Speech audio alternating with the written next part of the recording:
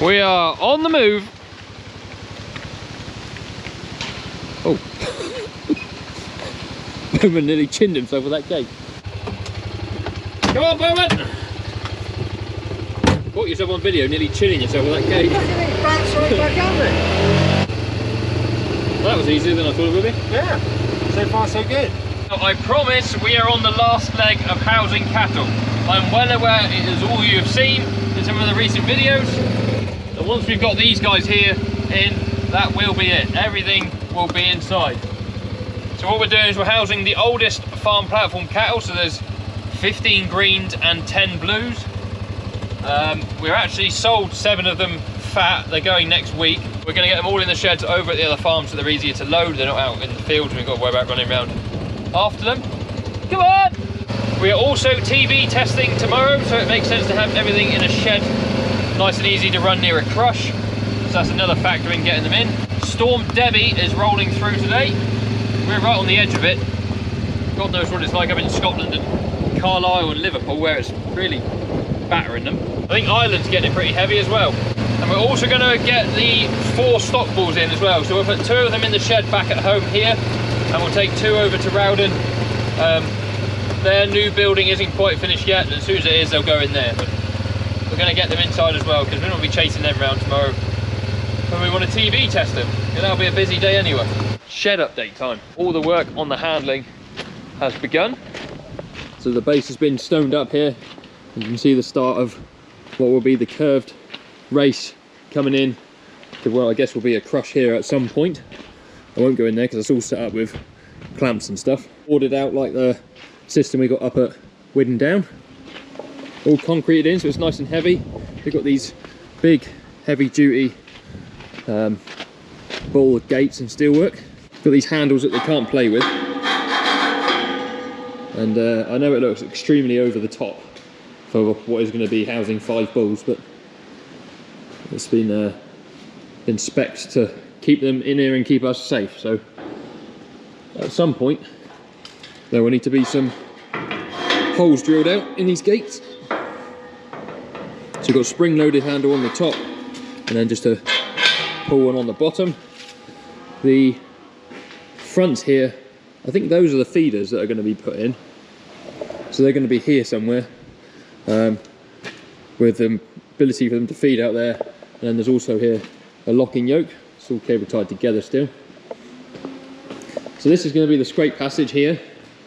And then this bit back here will be bedded. So we'll be able to drive in here from that end to do any bedding up. And then this is all going to be the bedded area. And then when we want to get a bull out, we'll be able to do it in such a way that we can let them out the back into here. So that'll shut round to that post up there. That needs lifting up. And then they'll off down there to the crush. We got these slip gaps here that we can get through. So we haven't actually got to be in the same race as them. Quite narrow, isn't it? Are you a bull? Well, no, it's quite narrow. How fat are the bulls going to get? That's not narrow. It is. How big do you think the bull is? They ain't that big. You're not fatter than that? No, they're only little. There's obviously a fair bit to do out that end still, and I think there are sheeted doors coming for the end. I think the plans that we had drawn up have sheeted doors on the end here to stop any rain or wind getting in there. I can't remember whether there's windbreaks or not. Yeah, this looks a hell of a lot different than it did when it started. We've got all this concrete yard now and panels for pushing up feed or keeping a pile of muck or whatever. Hell of a different. Still got a few more gates to go in. Everyone's got their own water supply with their own water tap, so we can isolate it all if we need to. I'm guessing these posts are going in there. Then there'll be a gate on the front of here. Well, I guess that's where those feed bins will go. Yeah. Shed is coming along. I'm guessing the next time I come to update you on it, there'll be bullocks in it. There's plenty of grass outside for them, but the ground conditions are just, well, you can look at that. You can see yourself. Just getting to the point now where inside is the place for them to be. We're actually going to send them across the top of the field next door here where Phil and John are waiting in the road, and then straight across onto what is called the dairy track, and that'll lead right down into the handling system where we've got the crush. So means we haven't got to run them actually up and down the road. Here comes a rampaging stallion. Yeah, we could get the other ones in while we're And 2 bulls. Get the other 2 while we're all here, Josh. Stick them in the shed a minute. Just go straight in that shed then. One either side, is it? Yeah. So they're all mixed up. There are greens and blues. So Phil's decided we're going to take them over and then weigh them over there. Yeah. Then we'll split them up when we get them over there. Yeah, split them back up into their groups, their final finishing batches. There's some we weighed a week ago that are ready to go, really. Yeah, there's 7 to go, aren't there? Yeah, but the TB testing's coming in the way. Block, Yes. TB testing. And then the 2 buys here. I think this is Wisdom and Yik Yak, is it? But I don't know that for sure, but I think that's who that is. John's going to bring up the other 2 around the end of here, and we get 1 in that gate and 1 in there. And that will be where they stay then for the winter. You can make friends with the technos there then. Right, bull number 1 in. Is the other one Gwyn coming? There's the other one. We'll see. Marking his territory. When we weigh them later on, we'll see if I've screwed up.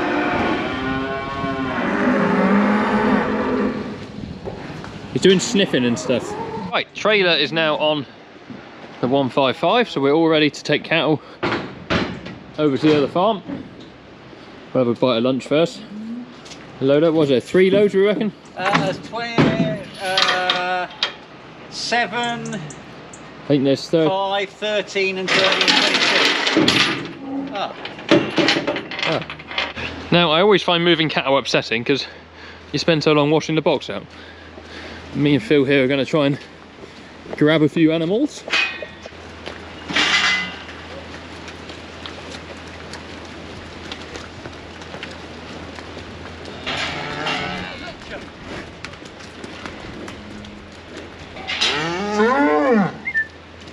Come on.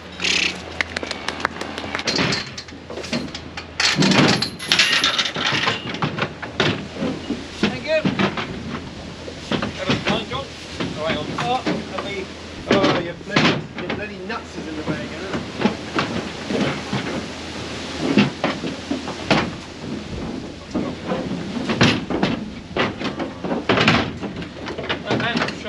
It's horrible, isn't it? So I was going to ring it today, but yeah.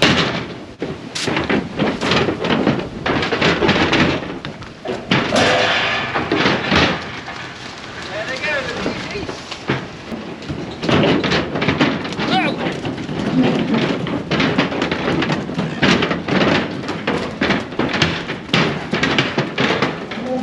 Excellent work, Josh. Right, first load of cattle successfully dropped off. I've left Phil there, so he's going to bed up the pens that need bedding up. He's going to put some feed down for all these cattle that are coming over. I'm going to head back and get the second load. Hopefully Bowman will be around to give me a hand to load them up. I'll then bring those over. If Phil's finished, I'll bring him back with me. If he's not, I'll leave him here. And then I'll go home and get the 2 bulls that we need to bring over. And we could do with the telehandler here as well, to be honest. We need to move some tiles off of the silage pits to roll back the sheet a little bit. So that's the plan. Right, we've just come over with our 3rd and final load, which is the boys. So they are now here and here. They're in the end of one of the sheds here at Rowden. Phil's just going to move the loader. So they're in the middle shed here at Rowden. They will eventually go over there, but that's not quite finished yet. So we got to weigh these guys here that we brought over now. There's 25 in that group. And as I said earlier, 7 of them have been sold fat, but there's such a backlog of cattle going through the abattoir at the moment that they can't go for another week. So they're going to come in here for the time being. Makes it a lot easier for us to TB test them. So we'll be thankful that we've done this tomorrow. It's still pretty windy, although it's not as windy as it was first thing this morning. Storm Debbie's rolling through. On you go, sir. That's the first half of them weighed, split into blue and green animals. So this guy is doing what he should be doing, presenting himself in this pen. Where's your mates? I was in that green thing phase. What do we reckon? Green! So this is quite clever. We pick the two groups that we know the animals are from, and it will tell us as they come through, because we have no other way of identifying them. They haven't got coloured tags in their ears or anything. That one's green as well. I wonder if we should Tag them. Yeah, it'd be a bit easier. But some of them have got a coloured F tag in their ear. Yeah. But you could put a big...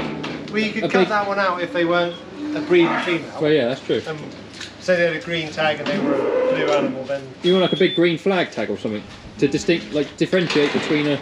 Well, all the sheep have green. What colour's this one? Green. That's how they know that was a tag on the figure. See, this one's got a white tag in his ear. Right.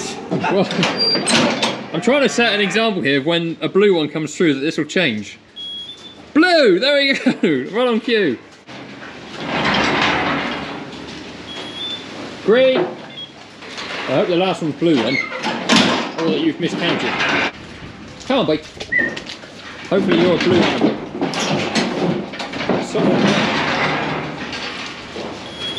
Yes! All good in the hood? Blue! Come on, base. There's those 10 happily in there.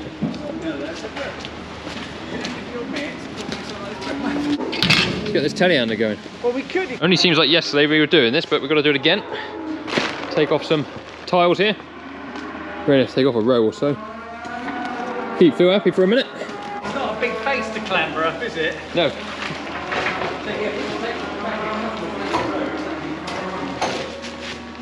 You chuck him over in a line up front, then come on up. Huh? Pick the ones up in front of me and I'll drive further forward. Yeah. Giving the murder a good advert. Oh, jeez.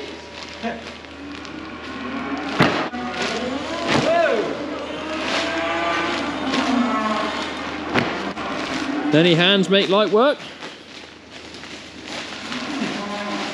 Well, we've proved the mini Merlot, or the micro Merlot, works over here. Just make sure this office is shut, which it now is. Cattle are all in the sheds. We're all done, so me and Phil jump in the tractor and go home. So what we were doing there was just uncovering the silage pit, so Phil's got a grub to go at. I am now back home to feed the calves, rapidly losing daylight. But here we have the hopper. So from a couple videos ago, the bucket I used to feed. Hopper is now full of cake, and we've got this trolley on wheels that I can wheel about with the bucket and feed all the various pens. Saves me lugging cake from here various places. So I'll do all my feeding up, and then I'll show you how all this works at the end. So I've just finished feeding around all 120 of our calves that are in this shed. 100 of them are weaned. I've got 20 in the top corner up there that are still on milk. They've got another week on twice a day, and then they'll have a week on once a day, and then they will be weaned. I just want to show you this. So this hopper holds about 3 tons. That's what we had delivered the other day, and it was brimful when we filled it up. And we feed out here 180 kilos a day, so 90 kilos of feed. And all I do here, as you can see, is I back the trolley in under the slot. Bit more difficult with one hand. Pull the slide, and this starts filling the trolley up. Very, very simple. Obviously just pull it forward and back then to suit how much you want to fill and where. And when you're full, slide her shut, and you've got a mobile cake trolley to take to all the various pens along with the bucket to do the feeding. Now it takes me all of 5 minutes to feed the entire shed. And as soon as those guys are off milk, it will be the quickest feeding of 120 animals you could ever think of. The rest of the time they're just on ad-lib hay, which they seem to be enjoying, so that is good. So that is me just about done for the day.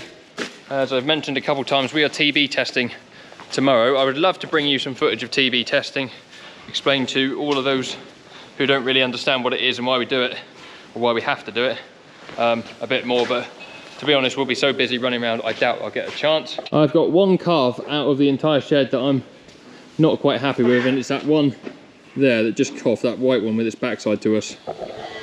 I actually treated it this morning as if it has pneumonia, because yeah, it's just laboured breathing and it's coughing a bit. You can see there it's panting. I'm just not overly happy with it. All the rest of them are absolutely fine. It's just that one calf. So I'm hoping the drugs that I've given it will kick-start it into a bit of a recovery. But yeah, big day coming up tomorrow. TB testing. We will of course let you know how we get on, and fingers crossed it all goes all right. But thank you very much for watching today's video. If you've enjoyed it, please give it a thumbs up and don't forget to subscribe to the channel. I am now off on holiday as you are watching this for 3 weeks. Me and my wife Abby are heading to the other side of the world for a dream honeymoon, so we'll be over there enjoying that. So yeah, there might not be 3 videos a week throughout the end of November and beginning of December. We'll probably drop down to 1 or 2. We might mix in a bit of our holiday content as well. But yeah, thank you guys for watching. Head out to the description to check out all my other social links, as well as merch, and also Mason Kings, who are our channel sponsor. And we'll see you guys on another video very soon. Cheerio.